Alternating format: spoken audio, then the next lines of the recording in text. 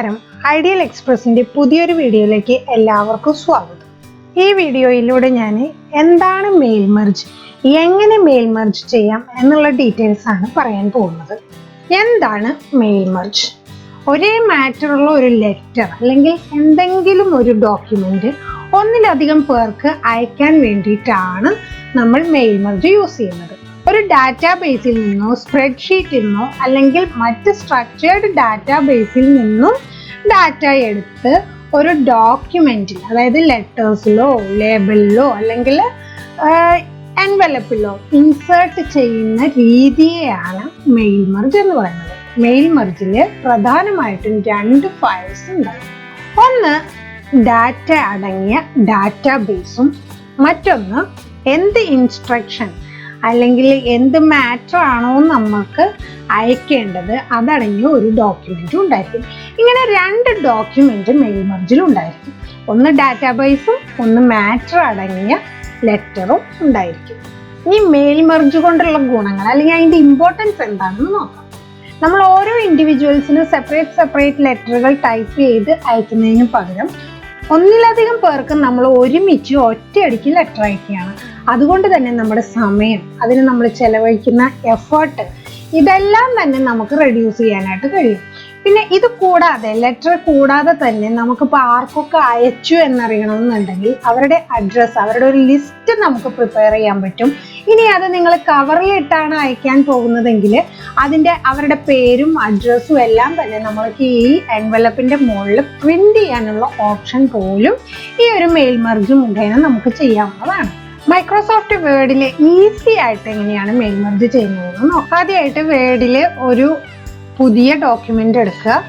അതിനുശേഷം ഞാൻ പറഞ്ഞു മെയിൽ മെർജിൽ രണ്ട് ഫയൽസ് ഉണ്ടാവും. എന്തൊക്കെ ഫീൽഡുകളാണോ നിങ്ങൾക്ക് ഇൻസേർട്ട് ചെയ്യേണ്ടത് അതടങ്ങിയ ഒരു ഡാറ്റാബേസ് ഉണ്ടാവും. പിന്നെ മാറ്റർ അടങ്ങിയ മറ്റൊരു ഫയലും ഉണ്ടാവും. അപ്പൊ ഈ ഡാറ്റാബേസ് എന്ന് പറയുന്നത് ഇപ്പോൾ ഒരു ഓഫീസിലാണെന്നുണ്ടെങ്കിൽ അതിന്റെ എംപ്ലോയീസിന് എന്തെങ്കിലും ഒരു കോൾ ലെറ്ററോ അല്ലെങ്കിൽ അവരുടെ എക്സാമിന് വേണ്ടിയിട്ടുള്ള എന്തെങ്കിലും ഒരു ലെറ്ററുകൾ അയക്കണം എന്നുണ്ടെങ്കിൽ, സെയിം മാറ്റർ പല ആളുകൾക്ക് അയക്കണമെന്നുണ്ടെങ്കിൽ അവർക്ക് ഓൾറെഡി ഒരു ഡാറ്റാബേസ് ഉണ്ടായിരിക്കും. അപ്പോൾ അതിൽ നിന്നും അവർക്ക് ഡാറ്റ എടുക്കേ വേണ്ടുള്ളൂ. ഇനി അതൊന്നുമില്ല, നമുക്ക് ഡാറ്റാബേസ് ഇല്ല, പുതിയതായിട്ട് ക്രിയേറ്റ് ചെയ്യണം എന്നുണ്ടെങ്കിൽ നമുക്ക് പുതിയൊരു ഡാറ്റാബേസ് ക്രിയേറ്റ് ചെയ്യാം. ഇപ്പം ഞാനിവിടെ പുതിയൊരു ഡാറ്റാബേസ് ക്രിയേറ്റ് ചെയ്യുന്നത് എങ്ങനെയാണെന്നാണ് കാണിക്കുന്നത്. മെയിൽ മെർജിന്റെ ശരിക്കുള്ള മെത്തേഡല്ല, ഈസി ആയിട്ട് എങ്ങനെ മെയിൽ മെർജ് ചെയ്യാം എന്നുള്ളതാണ് ഞാൻ ഈ വീഡിയോയിലൂടെ കാണിക്കാൻ ഉദ്ദേശിക്കുന്നത്. അപ്പോൾ അതിന് വേണ്ടിയിട്ട് എന്ത് ചെയ്യണമെങ്കിൽ നമ്മളൊരു ടേബിളിൽ നിങ്ങൾക്ക് ആവശ്യമായ ഫീൽഡുകൾ എൻ്റർ ചെയ്ത് വെക്കുക. ഇപ്പോൾ നെയിം വേണം, അഡ്രസ്സ് വേണം, കോണ്ടാക്ട് നമ്പർ വേണം എന്ന് വിചാരിക്കുക. അപ്പം നമ്മളൊരു ഡോക്യുമെന്റ് എടുത്തതിന് ശേഷം ഒരു ടേബിളിൽ നെയിം, അഡ്രസ്സ്, കോണ്ടാക്ട് നമ്പർ, ഈ ഫീൽഡുകളാണ് എനിക്ക് ആവശ്യമുള്ളത്. അപ്പം ഞാൻ ഇത്രയും ഹെഡിങ് കൊടുത്തതിന് ശേഷം അതിൽ നമ്മൾ ഡീറ്റെയിൽസ് എൻ്റർ ചെയ്യുക. എന്താണ് കാര്യം എന്നുള്ളത് അറിഞ്ഞാൽ മതിയല്ലോ. എന്ത് മാറ്റർ ഞാൻ ടൈപ്പ് ചെയ്യുന്നു എന്ന് നോക്കണ്ട.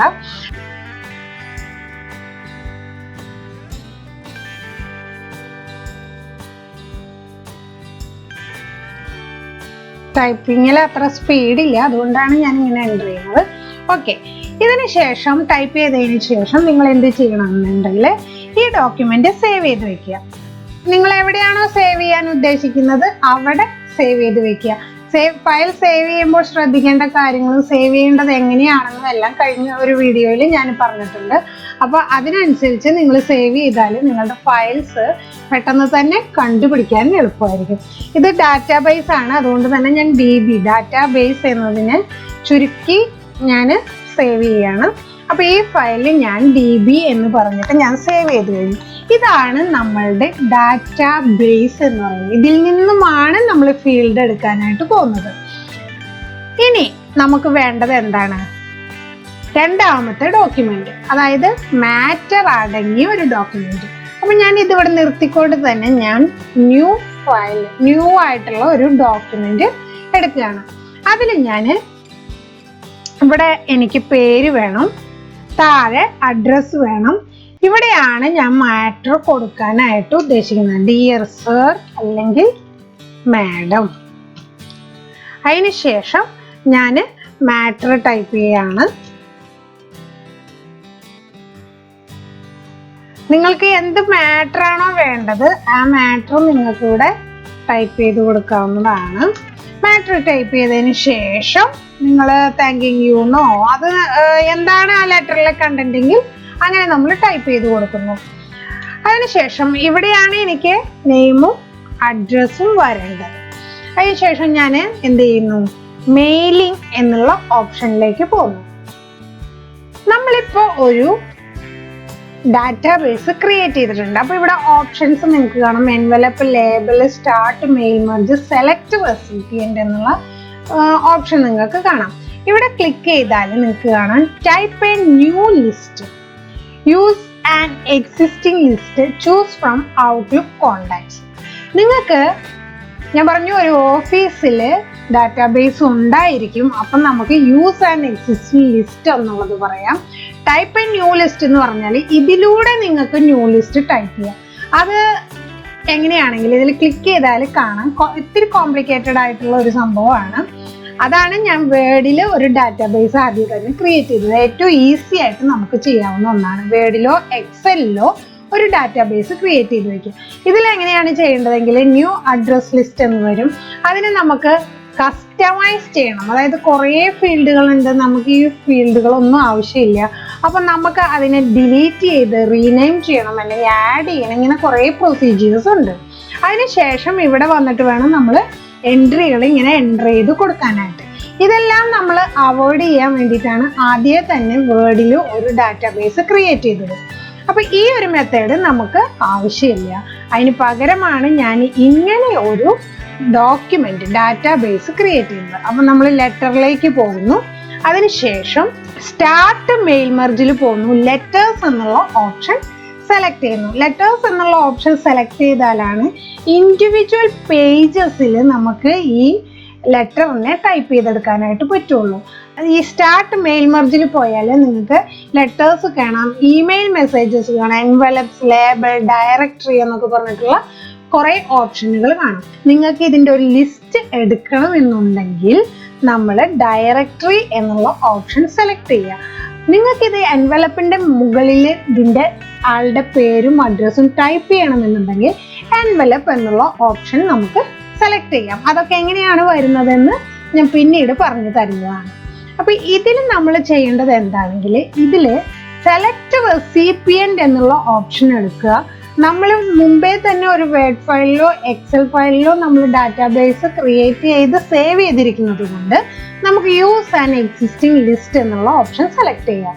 അതിൽ നിന്ന് നമ്മൾ എവിടെയാണോ സേവ് ചെയ്ത് വെച്ചിരിക്കുന്നത്, ഡാറ്റാബേസ് ഫയൽ എവിടെയാണോ സേവ് ചെയ്ത് വെച്ചിരിക്കുന്നത് ആ ഫയൽ നമ്മൾ ഓപ്പൺ ചെയ്യണം. ഓക്കെ, ഇപ്പൊ നമുക്ക് നമ്മുടെ ആ ഡാറ്റാബേസ് ഫയൽ ഓപ്പൺ ആയിട്ടുണ്ട്. അത് ഓപ്പൺ ചെയ്യുമ്പോൾ ഈ റെസിപ്പിയന്റിനെ സെലക്ട് ചെയ്യുമ്പോൾ ഇവിടെ എഡിറ്റ് റെസിപ്പിയൻ ലിസ്റ്റ് എന്നുള്ള ഒരു ഓപ്ഷൻ വരും. അഡ്രസ് ബ്ലോക്ക്, റീറ്റിംഗ് ലൈൻ, ഇങ്ങനെയെല്ലാം പറഞ്ഞിട്ടുള്ള എക്സ്ട്രാ ഓപ്ഷൻസ് നമുക്ക് കാണാം. അതിന് നമ്മൾ ഇൻസേർട്ട് മെർജ് ഫീൽഡ് എന്നുള്ള ഓപ്ഷനിൽ ക്ലിക്ക് ചെയ്യുക. നമുക്ക് ആദ്യം വേണ്ടത് നെയിം ആണ്. അപ്പൊ നെയിം എന്നുള്ള ഫീൽഡ് നമ്മൾ എൻ്റർ ചെയ്തു. അതിനുശേഷം നമുക്ക് കോമ വേണമെങ്കിൽ കോമ കൊടുക്കാം, അതല്ലാന്നുണ്ടെങ്കിൽ വെറുതെ എൻ്റർ ചെയ്താലും മതി. നെക്സ്റ്റ് ലൈനിലാണ് എനിക്ക് അഡ്രസ്സ് വേണ്ടത്. അപ്പൊ ഞാൻ എൻ്റർ ചെയ്തതിന് ശേഷം അഡ്രസ്സ് എന്നുള്ള ഓപ്ഷനിൽ സെലക്ട് ചെയ്യണം. ഇനി അതിന് താഴെ ഞാൻ കൊടുത്ത കോണ്ടാക്ട് നമ്പർ വേണമെങ്കിൽ ആ കോണ്ടാക്ട് നമ്പറും നമുക്ക് കൊടുക്കാം. കോണ്ടാക്ട് നമ്പർ എന്നുള്ള ഓപ്ഷൻ കൊടുക്കുക. അപ്പൊ ഇത്രയും അകലത്തിലാണ് അത് വരുന്നത്, കാരണം ഇതിന്റെ സ്പേസിങ്, ലൈൻ സ്പേസിങ് കൂടുതലാണ്. അപ്പം നമ്മൾ ജസ്റ്റ് സെലക്ട് ചെയ്ത് കൊടുക്കുക. നമ്മൾ ലേഔട്ടിൽ പോയിട്ട് നമ്മൾ ഇതിനെ 0 ആക്കി കൊടുക്കുക. അപ്പൊ ആ ലൈൻസ് അടുത്ത് വരുന്നതായിട്ട് കാണാം. ഇനി ഇപ്പൊ ഇങ്ങനെയാണ് വന്നത്, നെയിം, അഡ്രസ്, കോണ്ടാക്ട് നമ്പർ. ഇതിൽ ഒരൊറ്റ പേജേ ഉള്ളൂ. ഞാൻ ഇവിടെ ഡാറ്റാബേസിൽ 3 പേരുടെ ABC എന്നിങ്ങനെ 3 പേരുടെ ഡീറ്റെയിൽസ് എൻ്റർ ചെയ്തിട്ടുണ്ട്. നമുക്ക് ഇതിനെ എങ്ങനെ കാണണമെങ്കിൽ നമ്മൾ മെയിലിംഗ് എന്നുള്ള ഓപ്ഷനിൽ തിരികെ പോവുക. അതിനുശേഷം നമ്മളിപ്പോൾ എൻ്റർ ചെയ്ത് കഴിഞ്ഞു. നമ്മൾ ഡാറ്റാബേസിൽ നിന്ന് നമുക്ക് എന്തൊക്കെ ഫീൽഡുകളാണോ ആവശ്യമുള്ളത് അതെല്ലാം തന്നെ നമ്മൾ ഈ ഡോക്യുമെന്റിലേക്ക് ഇൻസേർട്ട് ചെയ്ത് കഴിഞ്ഞു. അതിനുശേഷം നമ്മൾ ഫിനിഷ് ആൻഡ് മെർജ് എന്നുള്ള ഓപ്ഷനിൽ ക്ലിക്ക് ചെയ്യുമ്പോൾ ഇവിടെയും 3 ഓപ്ഷനുകൾ കാണാനായിട്ട് കഴിയും. എഡിറ്റ് ഇൻഡിവിജ്വൽ ഡോക്യുമെന്റ്സ്, നമ്മൾക്ക് ഓരോ ഇൻഡിവിജ്വൽ ഡോക്യുമെന്റ്സിലും എന്തെങ്കിലും ചേഞ്ചസുകൾ വരുത്തണമെന്നുണ്ടെങ്കിൽ നമുക്ക് ഈ എഡിറ്റ് ഇൻഡിവിജ്വൽ ഡോക്യുമെന്റ്സ് എടുക്കാം. അതല്ല നമുക്ക് അതിൽ എന്തൊക്കെ മാറ്ററുകൾ, എങ്ങനെയാണ് ഈ മാറ്റർ വന്നിരിക്കുന്നത് എന്ന് കാണണമെങ്കിൽ നമ്മൾക്ക് ഈ എഡിറ്റ് ഇൻഡിവിജ്വൽ ഡോക്യുമെന്റ് എന്നുള്ള ഓപ്ഷൻ എടുക്കാം. അത് എടുത്തു കഴിയുമ്പോൾ ഇവിടെ കാണാം ഓൾ, അതായത് നമ്മുടെ ഡാറ്റാബേസിലുള്ള എല്ലാ ഡാറ്റയും നമുക്ക് ആവശ്യമാണ്. ചിലപ്പോൾ 1 മുതൽ 10 വരെയുള്ള ഡാറ്റയെ നമുക്ക് ആവശ്യം ഉണ്ടാവുള്ളൂ. ഒരു 100 ഡാറ്റയിൽ ചിലപ്പോൾ ഇടയിലുള്ള 25 മുതൽ 50 വരെയുള്ള ഡാറ്റയെ ആവശ്യം ഉണ്ടാവുള്ളൂ. അപ്പോൾ ആ ഒരു ഓപ്ഷൻ നമുക്ക് ഇവിടെ കൊടുക്കാവുന്നതാണ്. അപ്പോൾ ഇതിൽ ഓൾ എന്ന് പറഞ്ഞ ഡാറ്റാബേസിലുള്ള എല്ലാം വരും. കറന്റ് റെക്കോർഡ് എന്ന് പറഞ്ഞാൽ ഇതാ ഇവിടെ നോക്കിയാൽ നമുക്ക് കാണാം ഫസ്റ്റ് റെക്കോർഡിലാണ് ഞാനിരിക്കുന്നത്. അപ്പോൾ ആ നിൽക്കുന്ന ഫസ്റ്റ് റെക്കോർഡിലെ പേരെന്താണോ അഡ്രസ്സ് എന്താണോ അതായിരിക്കും ഇതിൽ മെർജ് ആയിട്ട് വരിക. അതല്ലെങ്കിൽ ഫ്രം ടു 5 മുതൽ 10 വരെയാണ് എനിക്ക് വേണ്ടതെങ്കിൽ ഫ്രമിൻ്റെ ഇവിടെ 5 കൊടുക്കുക, ഇവിടെ ടു 10 എന്ന് കൊടുത്താൽ 5 മുതൽ 10 വരെ ഡാറ്റാബേസിനകത്ത് എന്താണോ കിടക്കുന്നത് ആ ഒരു ഡീറ്റെയിൽസ് ആണ് ഇതിലേക്ക് വരിക. ഇപ്പോൾ ഇവിടെ നമുക്ക് 3 ആളുകളുടെ ഡീറ്റെയിൽസ് ആണ് കൊടുത്തിരിക്കുന്നത് കൊണ്ട് നമുക്ക് ഓൾ എന്നുള്ള ഓപ്ഷൻ കൊടുക്കുന്നു. അതിനുശേഷം ഓക്കെ എന്ന് പറയുന്നു. ഇപ്പോൾ നിങ്ങൾ കണ്ടിരിക്കുന്നത് ഇവിടെ നോക്കിയാൽ കാണാൻ ലെറ്റേഴ്സ് എന്ന് പറഞ്ഞിട്ടുള്ള മറ്റൊരു വേർഡ് ഫയലാണ് ഇവിടെ ഓപ്പൺ ആയിരിക്കുന്നത്. അതിൽ 3 പേജ് ഉണ്ടായിരിക്കും. ഇങ്ങനെയാണ് നിങ്ങളുടെ മാറ്റർ വരുന്നത്. അപ്പം നിങ്ങളുടെ ആദ്യം തന്നെ നിങ്ങളുടെ മാറ്റർ സെറ്റ് ചെയ്തതിന് ശേഷം നിങ്ങൾ ഈ മെയിൽ മെർജ് എന്നുള്ള ഓപ്ഷൻ ക്ലിക്ക് ചെയ്യുക. ഇനി നിങ്ങൾക്ക് ഇങ്ങനെയൊന്നും കാണണ്ട എങ്കിലും നമുക്ക് ഡയറക്റ്റ് പ്രിന്റ് കൊടുക്കാം. ഇങ്ങനെ എടുത്തതിന് ശേഷം ഇതിൽ നിന്നും പ്രിന്റ് കൊടുക്കാം. അതല്ല നിങ്ങൾക്ക് ഇങ്ങനെ ആവശ്യമില്ല, എനിക്ക് ഡയറക്റ്റ് പ്രിന്റ് മതി എന്നുണ്ടെങ്കിൽ നമുക്ക് ഇവിടെ പോയിട്ട് പ്രിന്റ് ഡോക്യുമെന്റ് എന്നുള്ള ഓപ്ഷൻ സെലക്ട് ചെയ്യാവുന്നതാണ്. ഇങ്ങനെയാണ് മെയിൽ മെർജിൽ ലെറ്റേഴ്സ് ക്രിയേറ്റ് ചെയ്യുന്നത്. ഇനി അടുത്തത് എന്താണ് ഈ ഡയറക്ടറി? അപ്പൊ ഞാൻ പറഞ്ഞു ആർക്കൊക്കെ നിങ്ങൾ അയച്ചിട്ടുണ്ട് ആ ഒരു ലിസ്റ്റ് നമുക്ക് എടുത്തു വെക്കാനായിട്ട് സാധിക്കും. അതിന് വേണ്ടിയിട്ടാണ് ഈ ഡയറക്ടറി എന്ന് പറഞ്ഞ ഓപ്ഷൻ ഉള്ളത്. അപ്പൊ നമ്മൾ ഈ ലെറ്റർ എടുത്തു കഴിഞ്ഞാൽ നമുക്ക് എന്ത് ചെയ്യാം, ഇതിനെ നമുക്ക് സേവ് ചെയ്ത് വെക്കാം. ഈ മാറ്റർ നമുക്ക് വേണം.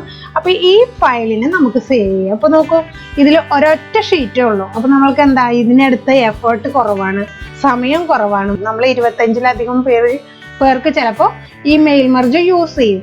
അപ്പൊ എന്താണെങ്കിൽ അത്രയും സ്പേസ് അല്ലെങ്കിൽ അത്രയും വലിയൊരു ഫയൽ നമുക്ക് സേവ് ചെയ്ത് വെക്കേണ്ട ആവശ്യമില്ല. അത് വളരെ ചെറിയൊരു ഫയൽ മാത്രമാണ്, ഒരൊറ്റ പേജ് മാത്രമേ ഉള്ളൂ. എന്ത് ചേഞ്ചസ് നമുക്ക് വരുത്തണമെങ്കിലും ആ ഒരൊറ്റ ഫയലിൽ മാത്രം നമുക്ക് ചേഞ്ചസ് വരുത്തിയാൽ മതി. അപ്പൊ ഈ ഫയലിനെ നമ്മൾ സേവ് ചെയ്ത് വെക്കുക. ഈ മാറ്റർ അടങ്ങിയ ഫയലിനെയും നമ്മൾ സേവ് ചെയ്ത് വെക്കണം. നമ്മൾ എവിടെയാണോ ഡാറ്റാബേസ് സേവ് ചെയ്ത് വെച്ചത് ആ ഫോൾഡറിൽ തന്നെ പോയിട്ട് ഈ ഫയലിൻ്റെ എന്താണോ അതിനകത്തുള്ള കണ്ടന്റ്, അപ്പോൾ ആ കണ്ടന്റിന്റെ പേരിൽ വേണം സേവ് ചെയ്ത് വെക്കാൻ. അപ്പോൾ പെട്ടെന്ന് നമുക്ക് ഇത് സെലക്ട് ചെയ്തെടുക്കാനായിട്ട് പറ്റും. ആ ഡാറ്റാബേസിന്റെ പേരും ഈ ഫയലിന്റെ പേരും ഒന്നായിരിക്കാൻ ശ്രദ്ധിക്കുക. ഡാറ്റാബേസിൽ ഒരു DB കൂട്ടിച്ചേർത്താൽ അത് രണ്ടും സെപ്പറേറ്റ് ചെയ്ത് നമുക്ക് മനസ്സിലാക്കാനായിട്ട് സാധിക്കും. അപ്പോൾ ഇതിനെ ഞാൻ സേവ് ചെയ്തു. ഡയറക്ടറി എങ്ങനെ ക്രിയേറ്റ് ചെയ്യണം, എൻവലപ്പിൽ എങ്ങനെ പ്രിന്റ് എടുക്കാം എന്നെല്ലാം ഞാൻ അടുത്ത വീഡിയോയിൽ പറഞ്ഞു തരാം. ഈ വീഡിയോ നിങ്ങൾക്ക് ഇഷ്ടമായി എന്ന് കരുതുന്നു. അപ്പോൾ അടുത്ത വീഡിയോയുമായി നമുക്ക് വീണ്ടും കാണാം. അതുവരെ നന്ദി, നമസ്കാരം.